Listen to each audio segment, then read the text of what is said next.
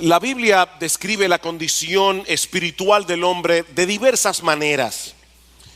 Dios nos dice en su palabra que el incrédulo está muerto en sus delitos y pecados. Nos dice que se encuentra en un estado de enemistad, en un estado de rebeldía contra Dios. Pero la Biblia también describe al hombre en su estado natural como alguien que está voluntariamente ciego a las realidades espirituales. Para muchas cosas el hombre tiene visión, mucha visión, pero es incapaz de percibir el estado real en que se encuentra su alma delante de Dios, y mucho menos es incapaz de desear el remedio que Dios ha provisto. Pablo dice en 2 Corintios capítulo 2 versículo 14 que el hombre natural, es decir, el hombre tal como sale del vientre de su madre, el hombre que todavía no ha nacido de nuevo, que no ha sido regenerado, no percibe las cosas que son del Espíritu de Dios, porque para él son locura. Pablo dice que no las puede entender porque se han de discernir espiritualmente. Y en 2 Corintios 4:3 Pablo dice de manera más explícita que el Dios de este siglo cegó el entendimiento de los incrédulos para que no les resplandezca la luz del evangelio de la gloria de Cristo, el cual es la imagen de Dios. El hombre incrédulo está espiritualmente ciego, y con una ceguera que es 1000 veces peor que la física, porque ni siquiera le permite darse cuenta de que él está ciego. Él cree que ve, pero no ve. Y ese es precisamente el tema de la porción del Evangelio de Marcos que estudiaremos en esta mañana. Marcos capítulo 8, vamos a estar viendo los versículos 1 hasta el 26. Es un pasaje muy extenso, por lo que no vamos a detenernos en cada uno de los detalles que aparecen allí, pero aún así, mis hermanos, vale la pena entender esta porción del Evangelio de Marcos como un todo para poder ver el hilo de pensamiento que corre a través de esta sección del Evangelio. Este capítulo comienza con un incidente similar al que nosotros vimos hace varias semanas atrás en el capítulo 6 de Marcos, cuando el Señor alimentó a una gran multitud con 5 panes y 2 peces. Por eso hemos titulado esta primera escena "Una lección repetida para un grupo de alumnos de lento aprendizaje". ¿Qué es lo primero que nosotros tenemos en los versículos 1 al 9 del capítulo 8 del Evangelio de Marcos? Una lección repetida para un grupo de alumnos de lento aprendizaje. Marcos capítulo 8 versículos 1 al 3. En aquellos días, es decir, que Marcos está conectando lo que él ha venido describiendo del ministerio de Jesús en esa región llamada Decápolis, al otro lado del Jordán. Dice: en aquellos días, cuando de nuevo había una gran multitud que no tenía que comer, Jesús llamó a sus discípulos y les dijo: tengo compasión de la multitud, porque hace ya 3 días que están conmigo y no tienen que comer. Y si los despido sin comer a sus casas, desfallecerán en el camino, pues algunos de ellos han venido de lejos.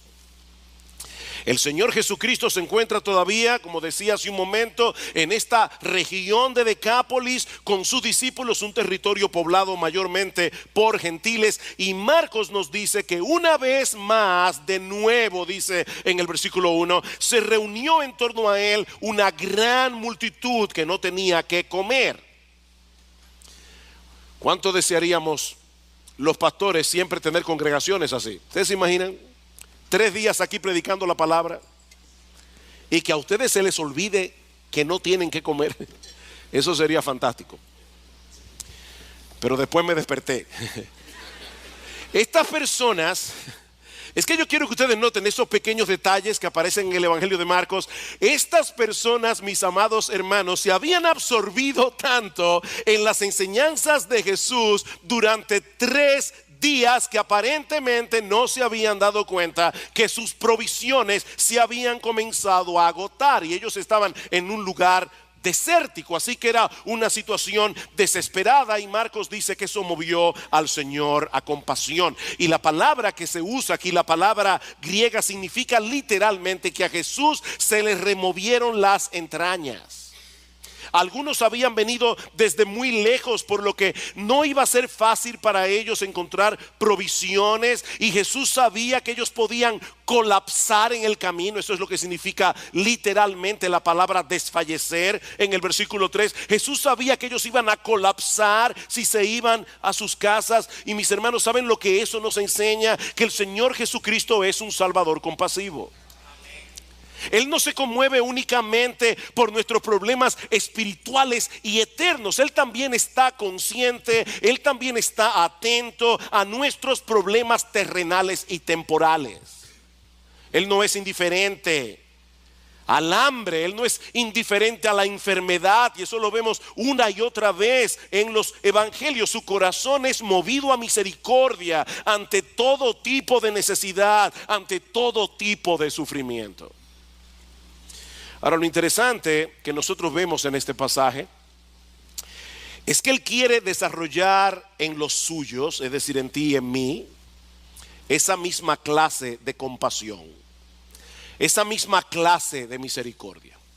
Y es por eso que en el versículo 2 el Señor comparte su inquietud con los discípulos. Le dice: tengo compasión de la multitud. Y de paso es la primera vez y la única vez en los evangelios donde se dice eso del Señor de la boca del Señor mismo. O sea, los evangelistas dicen que Él tenía compasión, pero ahora es Cristo el que está abriendo su corazón y dice: tengo compasión por esta multitud, porque hace ya 3 días que están conmigo y no tienen qué comer. Él comparte esta inquietud con los discípulos. Pero mis hermanos, como sucede muchas veces, donde Jesús ve una oportunidad, nosotros vemos un problema. Y cuando vemos el problema, perdemos la oportunidad. ¿Cómo reaccionaron los discípulos? Versículo 4. Sus discípulos le respondieron: ¿y dónde podría alguien encontrar lo suficiente para saciar de pan a estos que están aquí en el desierto? De verdad que hay momentos que uno está leyendo los evangelios y uno saca exclamaciones. Yo no sé tú, pero a veces yo digo: ¿what? Déjame hacerte una pregunta. Si tú hubieras estado allí en ese momento, ¿cuál habría sido tu respuesta a los discípulos? Imagínate, ¿te acuerdas la serie El Túnel del Tiempo? Algunos se acordarán. Bueno, imagínate que tú puedes tomar el túnel del tiempo y llegar a ese momento particular con el conocimiento que tú tienes ahora de los evangelios, y más particularmente con el conocimiento que tienes del evangelio de Marcos, y escuchas a los discípulos hacerle esta pregunta a Jesús: ¿de dónde vamos a sacar comida para que coman todos estos? ¿Qué tú les habrías respondido? Bueno, yo no sé tú, pero probablemente yo les hubiera dicho: ¿cómo que de dónde? De ese Señor de gloria que puede multiplicar unos cuantos panes y unos cuantos peces y convertirlos en un banquete. Jesús puede hacer eso. Bien, esa es la respuesta correcta. Pero ¿saben qué, mis amados hermanos? Yo me temo que de haber estado allí, lo más probable es que tú y yo habríamos reaccionado exactamente como ellos lo hicieron. Exactamente. Tenemos un serio problema, tú y yo tenemos un serio problema para aplicar lo que conocemos del Señor. Cuando estamos en un momento difícil, cuando estamos en medio de la prueba, cuando estamos en medio del dolor, se nos olvidan los principios bíblicos, se nos olvida la teología. Pero ya hablaremos de eso dentro de un momento. Ahora, lo sorprendente de esta historia, mis hermanos, es que el Señor no desecha a sus discípulos por causa de su torpeza, y eso es una buena noticia, sino que con toda paciencia les repite la misma lección que le había dado en el capítulo 6, versículo 5. Y Él les preguntó: ¿cuántos panes tenéis? Y ellos respondieron: 7. Entonces mandó a la multitud que se recostara en el suelo, y tomando los 7 panes, después de dar gracias, los partió y los iba dando a sus discípulos para que los pusieran delante de la gente, y ellos los sirvieron a la multitud. También tenían unos pocos pececillos, aparentemente sardinas, y después de bendecirlos mandó que estos también los sirvieran. Todos comieron y se saciaron, y recogieron de lo que sobró de los pedazos 7 canastas. Los que comieron eran unos 4,000, y los despidió. Marcos no nos dice cómo fue que operó el poder de Jesús para hacer este milagro, y eso es algo que siempre me lo he preguntado. ¿Sería que al partir el pan crecía el otro pedazo? ¿O sería que en la canasta donde estaban los 7 panes y los pocos pececillos comenzaron a aparecer de la nada panes y peces? Nosotros no lo sabemos. Y saben que, mis amados hermanos, no tiene la menor importancia, porque sea de un modo o de otro, el punto es que el Señor alimentó milagrosamente a un montón de personas con 7 panes y unos pocos pececillos. Es el mismo que en el principio creó de la nada con el poder de su palabra los cielos y la tierra. Él estaba allí ese día, encarnado en persona, y sigue siendo el mismo en el día de hoy.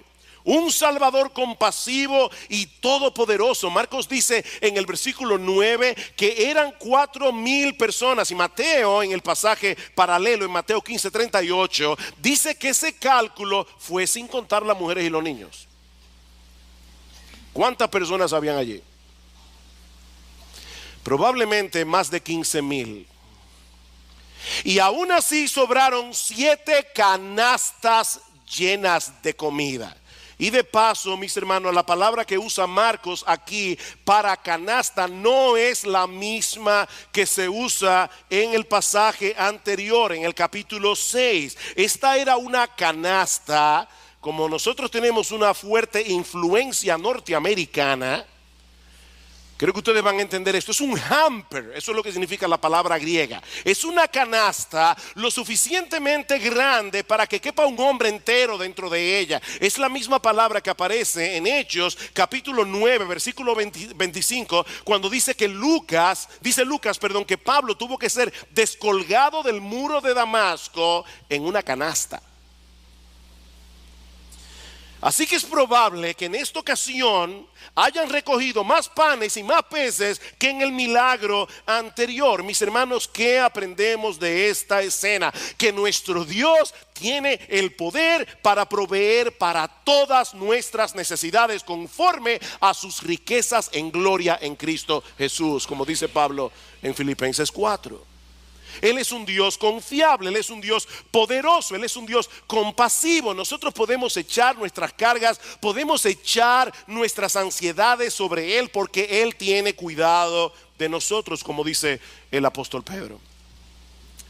Lamentablemente e increíblemente, hay muchos que no quieren a ese Salvador reinando en sus vidas. Y por eso cierran sus ojos a toda evidencia, como vemos en la siguiente escena del pasaje, que yo he titulado Palabras de juicio para un grupo de ciegos que no quiere ver. Palabras de juicio para un grupo de ciegos que no quiere ver. Marcos nos dice en el versículo 10 que inmediatamente después del milagro Jesús se embarcó a la región de Dalmanuta con sus discípulos, donde es confrontado por los fariseos. Versículo 10: y subiendo enseguida a la barca con sus discípulos fue a la región de Dalmanuta. Entonces salieron los fariseos y comenzaron a discutir con él, buscando de él una señal del cielo para ponerle a prueba. Esta fue la última confrontación de Jesús con los líderes religiosos de Israel en la región de Galilea, porque unos días más tarde el Señor iba a dirigirse a Jerusalén y allí sería juzgado, allí sería condenado a muerte. Así que en cierto modo, mis amados hermanos, lo que nosotros estamos viendo aquí en el capítulo 8 del Evangelio de Marcos marcó el principio del fin del ministerio terrenal de Jesús. Y es interesante notar que los fariseos fueron a buscar a Jesús para discutir con él. No fue que se encontraron con Jesús por accidente. Ellos andaban detrás de Jesús. ¿Y saben por qué andaban detrás de Jesús? Porque estos hombres no soportaban el evangelio de la gracia. Ellos andaban detrás de Jesús porque ellos estaban tan absortos en su propia justicia que ellos odiaban el evangelio. El evangelio era un insulto para estos hombres.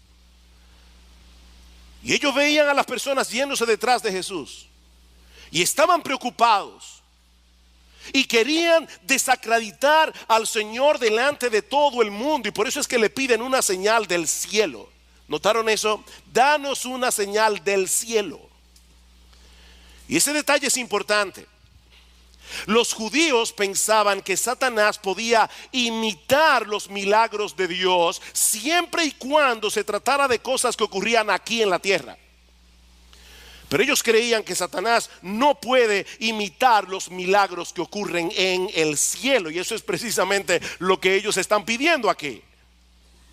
No vengas con esos milagros que tú haces aquí en la tierra, porque ya sabemos que el diablo puede hacerlos también. Haz algo verdaderamente extraordinario, algo que tenga que provenir directamente del trono de Dios. Detén el sol como hizo Josué en Gabaón, o haz que llueva fuego del cielo como hizo Elías. Eso es lo que nosotros queremos, una señal del cielo.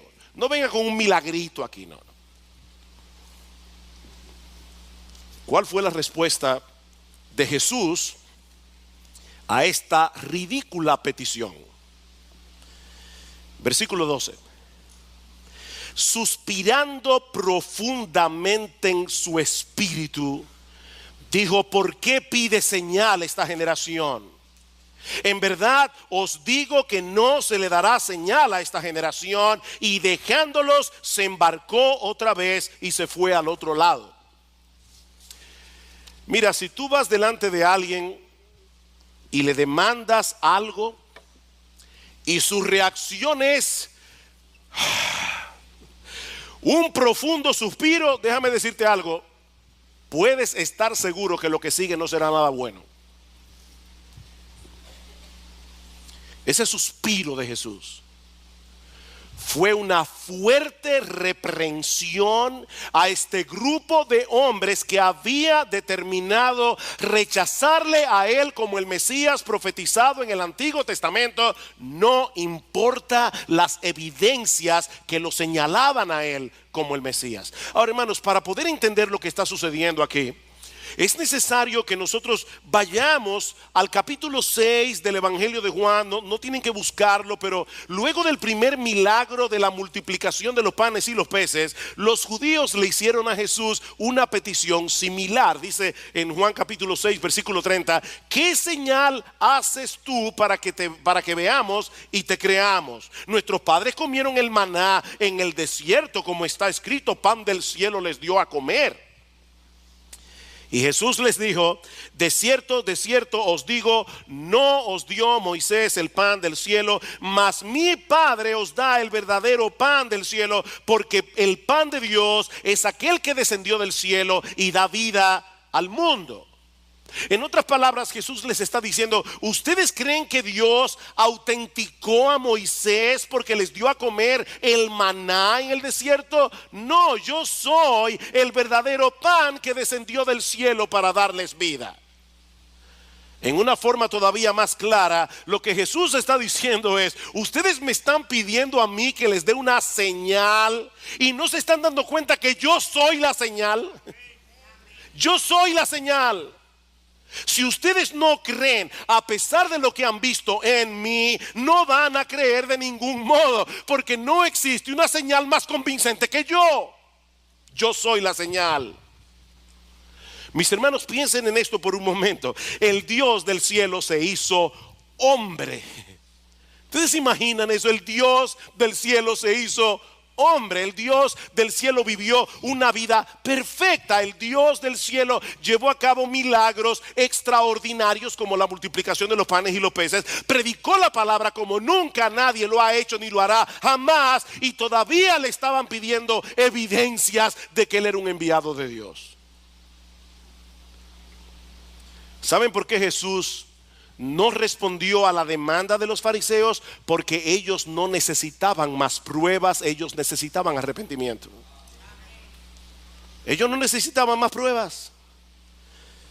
Leí en estos días algo que dijo el famoso ateo, pensador francés Voltaire.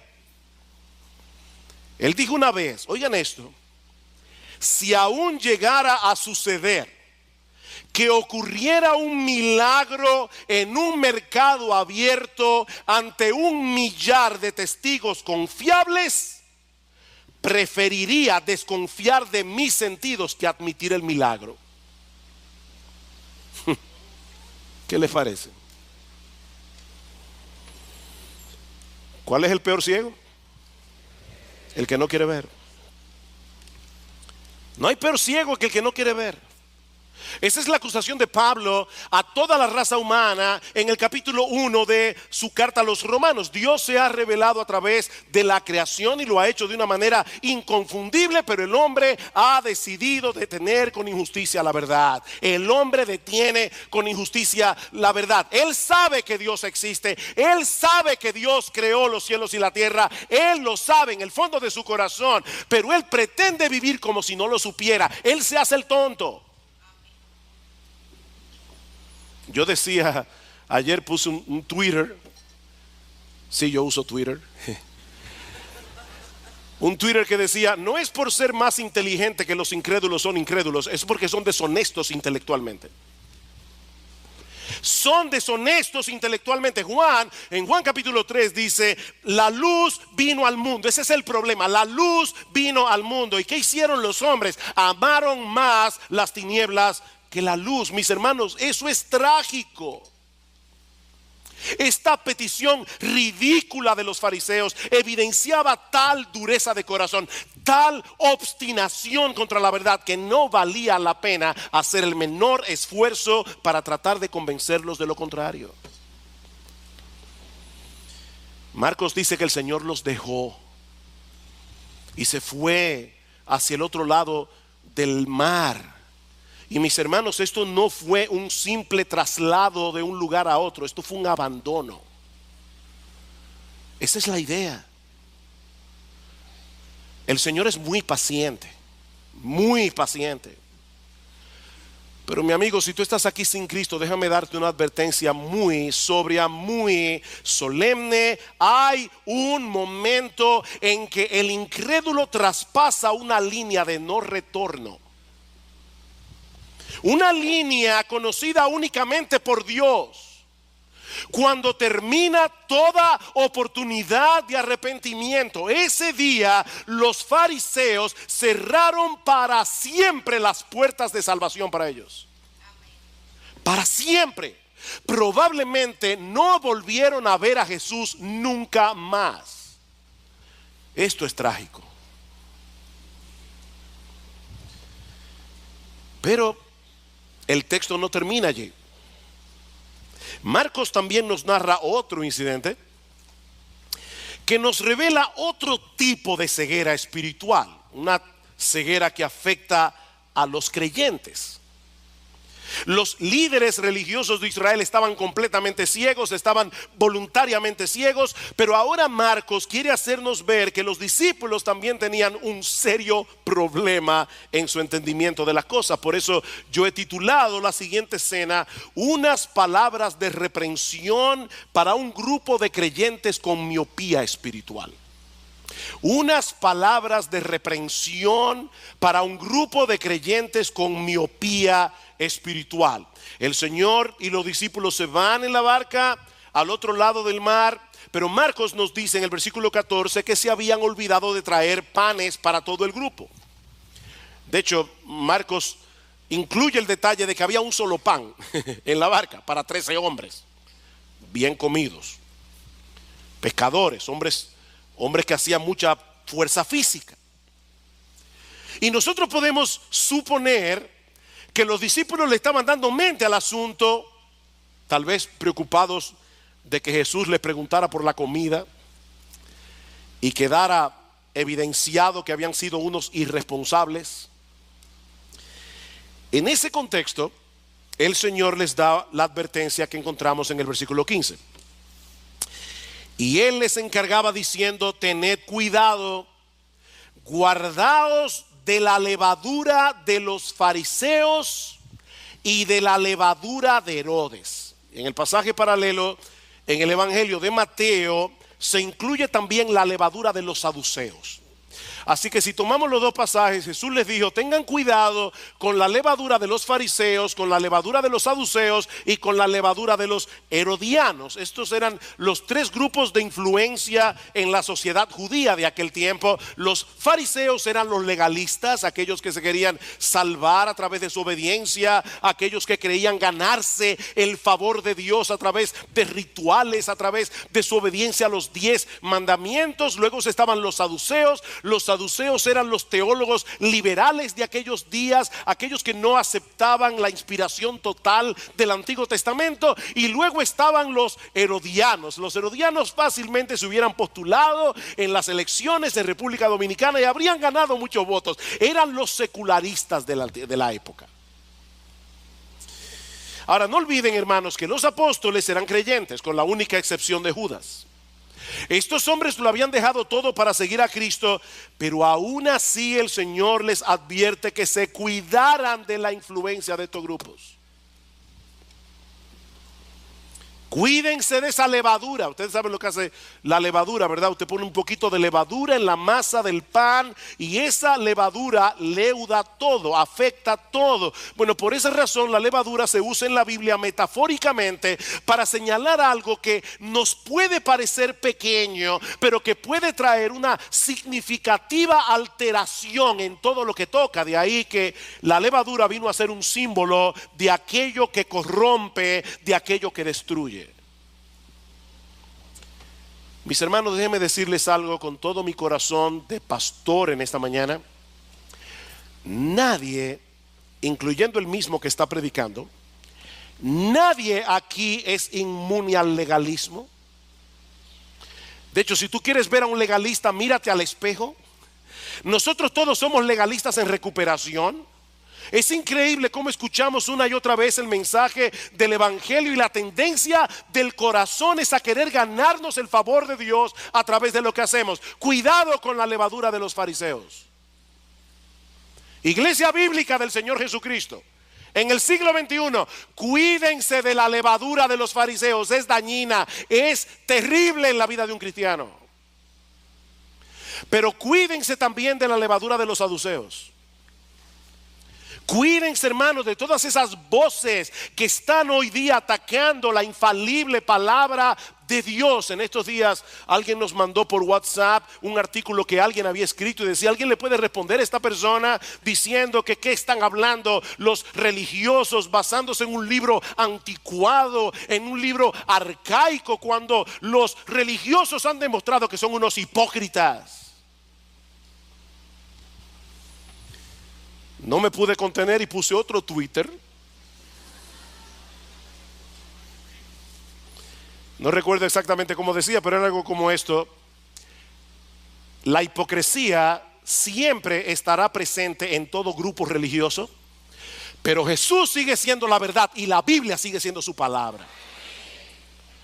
Cuidado, hermanos, con la levadura de los saduceos. Cuidado con la levadura de los herodianos. Cuidado, hermanos, con la mundanalidad. ¿Saben que muchas personas, queriéndose cuidar del legalismo, se arrojan en los brazos de la mundanalidad? Y ninguna de las dos cosas son buenas, son terribles para el alma, son levadura que corrompen. Y si no estamos alertas, mis queridos hermanos, si no estamos en guardia, fácilmente podemos ser arrastrados por cualquiera de estos vientos de doctrina, como dice Pablo en Efesios 4. Pero ese no es el punto central de esta historia, así que debo resistir la tentación y no seguir hablando de este tema.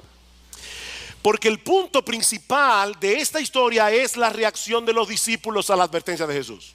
Versículo 16. Y ellos discutían entre sí que no tenían panes. Hermanos, no pierdas el hilo de la historia para que entiendas lo que está sucediendo aquí. Y por eso es que quise predicar de estos 26 versículos juntos, porque es que están conectados. El Señor acaba de repetir el milagro de la multiplicación de los panes y los peces, no se olviden eso. Pero cuando los discípulos se dan cuenta que solo tenían un pan en la barca, comienzan a preocuparse. ¿Alguna vez a ti te ha pasado que tú estás tan preocupado por algo que todo lo que escuchas lo interpretas a la luz de esa preocupación, aunque no tenga nada que ver con eso? Yo creo que eso fue lo que pasó aquí. Los discípulos estaban tan preocupados por el tema del pan que desde que ellos escucharon la palabra levadura no escucharon nada más. Increíble. Miren, mis hermanos, déjenme decirles algo. Nuestras preocupaciones terrenales no se quedan fuera cuando ustedes vienen a la iglesia. Ellas entran con ustedes aquí y se sientan con ustedes aquí en el servicio de adoración. Y si no estamos alerta, nuestras preocupaciones pueden anular el impacto de la predicación de la palabra de Dios en nuestros corazones. Dice en Marcos capítulo 4 versículo 19 que las preocupaciones por las cosas de este mundo ahogan la palabra y la hacen estéril, la hacen infructuosa. Pregunta: ¿cómo podemos combatir eso? Pero yo pienso que la respuesta se encuentra en el pasaje paralelo otra vez en el Evangelio de Mateo. Dice en Mateo capítulo 16 versículo 18 que el Señor introdujo estas preguntas que aparecen en Marcos capítulo 8, diciendo a los discípulos: hombres de poca fe. Esa frase no la incluye Marcos. Hombres de poca fe, ¿por qué discutís entre vosotros que no tenéis pan? Ahí está la clave. El Señor estaba hablando de algo tan serio, pero ellos no pudieron entenderlo por causa de su incredulidad. La preocupación que tenían por la falta de pan no era más que un resultado de su falta de fe. Y esa falta de fe que producía preocupación entorpecía su entendimiento. Versículo 17. Dándose cuenta, Jesús le dijo: ¿por qué discutís que no tenéis pan? ¿Aún no comprendéis ni entendéis? ¿Tenéis el corazón endurecido? El Señor quiere despertar a sus discípulos a la realidad de que un corazón regenerado, un corazón nacido de nuevo, puede padecer cierto grado de endurecimiento, puede padecer cierto grado de insensibilidad espiritual que no nos permite entender ni asimilar la palabra de Dios. Versículo 18. Teniendo ojos no veis, y teniendo oídos no oís. Ellos tenían ojos, ellos tenían oídos. Cristo les había abierto los ojos en la conversión, pero no estaban viendo. Déjenme hacerles una pregunta, hermanos. ¿Qué cita bíblica está usando Jesús aquí? Teniendo ojos no veis, y teniendo oídos no oís. Isaías capítulo 6. Una cita que Jesús había usado en Marcos capítulo 4 versículo 11 al 12 para decir a los fariseos de su época: por ustedes, dijo Isaías, teniendo ojos no veis, teniendo oídos no oís. Solo que aquí el Señor le está aplicando a los discípulos. El Señor les está diciendo: ¿están ustedes reaccionando como los incrédulos? ¿No recordáis, versículo 18, no recordáis cuando partí los 5 panes entre 5,000? ¿Cuántas cestas llenas de pedazos recogisteis? Y lean el texto con un poco de imaginación. 7. Imagina. ¿Cuánto? 7. Y cuando partí los 7 panes entre los 4,000, ¿cuántas canastas llenas de pedazos recogiste? Ellos dijeron, en la primera fueron 12, ahora fueron 7. Y les digo: ¿aún no entendéis? Mis hermanos, cuidado con ser excesivamente duros con los discípulos sin reconocer al mismo tiempo que muchas veces nosotros somos como ellos. Nos resulta tan difícil conectar los puntos. Olvidamos tan fácilmente. Yo estoy seguro que todos ustedes aquí, si son creyentes de años, de cierto tiempo en la fe, seguro que pueden recordar momentos en su vida pasada en los que pasaron por situaciones bien difíciles y en los que Dios de muchas maneras manifestó su fidelidad. Seguro. Yo estoy de eso. Pero entonces viene otro problema. Y olvidamos por completo lo que Él hizo por nosotros en aquella ocasión. Mis hermanos, somos tan lentos para aprender. Pero Jesús es tan paciente para instruirnos. Y me encanta cómo concluye este relato en el Evangelio de Mateo. Dice en Mateo capítulo 16, versículo 12: entonces entendieron que no les había dicho que se guardaran de la levadura del pan, sino de la doctrina de los fariseos y de los saduceos. Finalmente entendieron algo. Porque su ceguera era parcial, era temporal, no como la de los fariseos. Por eso hay un pequeño detallito en el versículo 17 y en el versículo 21, un adverbio que no debemos pasar por alto. Aún no comprendéis. Versículo 21, y les dijo: aún no entendéis, todavía no entendéis. Ese todavía nos da esperanza. Todavía no entendéis. El Señor no se cansa. Mis hermanos, aquellos que tienen luz de la palabra de Dios deben anhelar con todo su corazón tener más luz.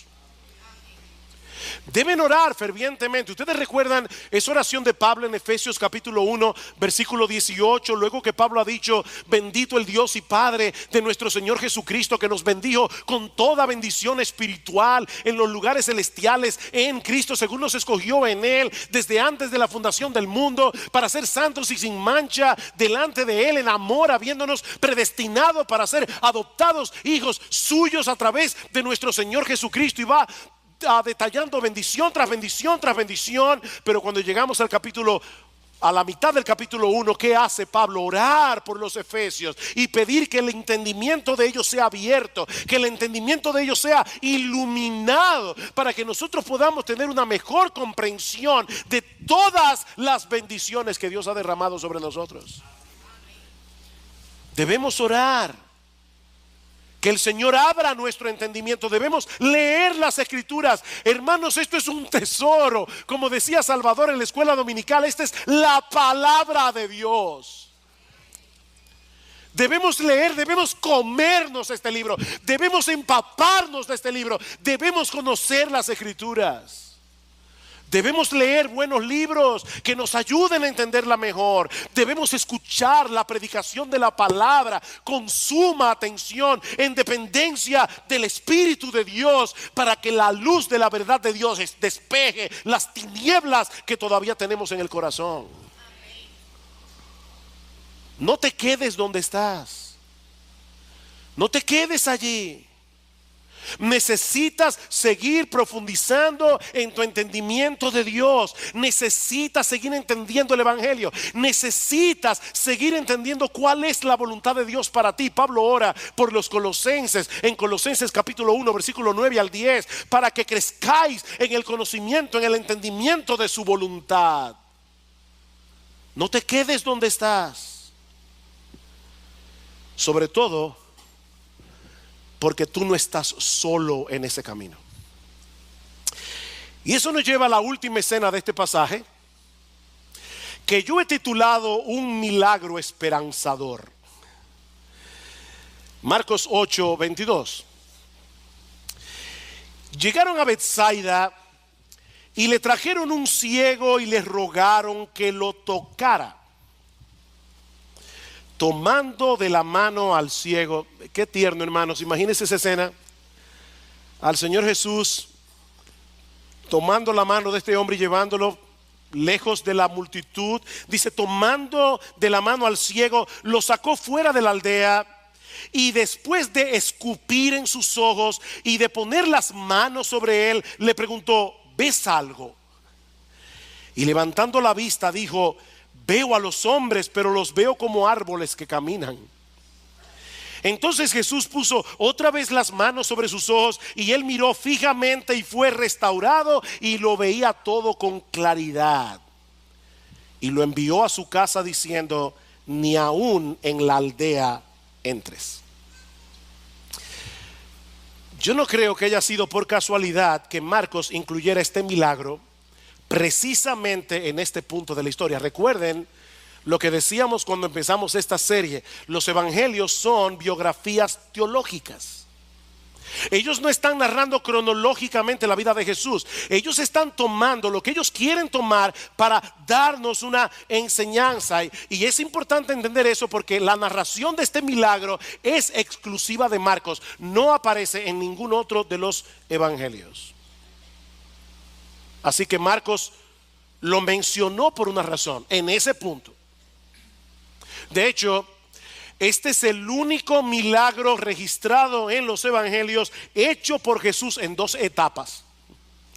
Todos los milagros del Señor fueron instantáneos. Jesús le dijo a Lázaro en la tumba, Lázaro, ven fuera. Y de inmediato salió de la tumba y no medio vivo. Salió completamente vivo. Instantáneamente. El Señor calmó el mar en tempestad de una sola vez. Cada milagro fue así, excepto la sanidad de este ciego en Betsaida. ¿Por qué el Señor sanó a este hombre en dos etapas? Bueno, antes de responder esa pregunta, veamos brevemente el milagro. Brevemente, unas personas se acercan a Jesús trayendo a un ciego, le ruegan que lo sane. El Señor, ya vimos, lo toma de la mano, lo saca fuera de la aldea, probablemente para no hacer de esta sanidad un espectáculo. Jesús quería tratar con este hombre de una manera muy personal. Y una vez se aleja de la multitud, el Señor hace algo bien extraño. Niños, este fue Jesús, no hagan eso con otros. Como dicen a veces los anuncios de cosas peligrosas, no intenten hacer esto en casa. ¿Qué hizo el Señor? Escupió los ojos del ciego. De hecho, ya nosotros habíamos visto que el Señor había hecho algo similar en Marcos capítulo 7 cuando sanó a un tartamudo.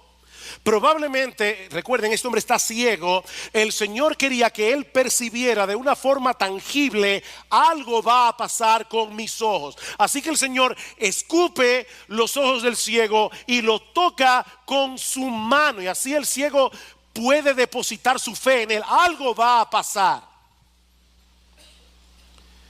Jesús le pregunta, ¿tú ves algo? Y él dice, veo los hombres, pero como árboles que caminan. En otras palabras, él había comenzado a ver, pero todavía su visión era borrosa, la sanidad era incompleta. Así que el Señor pone las manos sobre sus ojos una vez más.